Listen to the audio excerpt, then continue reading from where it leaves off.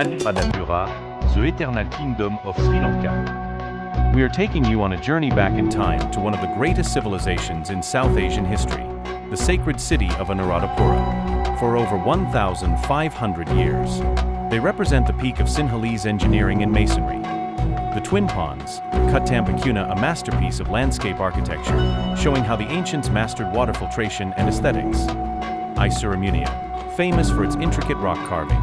This city stood as the majestic capital of Sri Lanka, a symbol of power, spirituality, and architectural brilliance.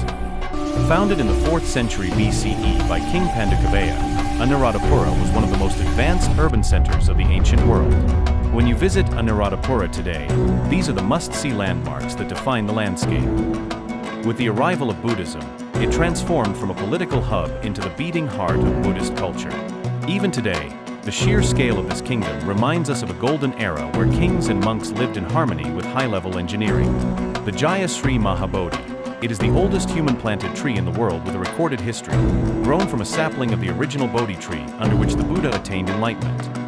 Ruwanweliseeya, built by the warrior King Dachujemunu. It is said to house a drona, a significant portion of the Buddha's bodily relics, the largest such collection in existence. For over 2,000 years, architectural wonder, it is the beating heart of Sri Lankan Buddhism. Known as the Great Stoopa, this colossal monument was the vision of the hero King Dachujemunu. If you've ever visited Anuradhapura, tell us your favorite spot in the comments below. Don't forget to hit the like button and subscribe for more journeys through the paradise island of Sri Lanka. Until next time, safe travels.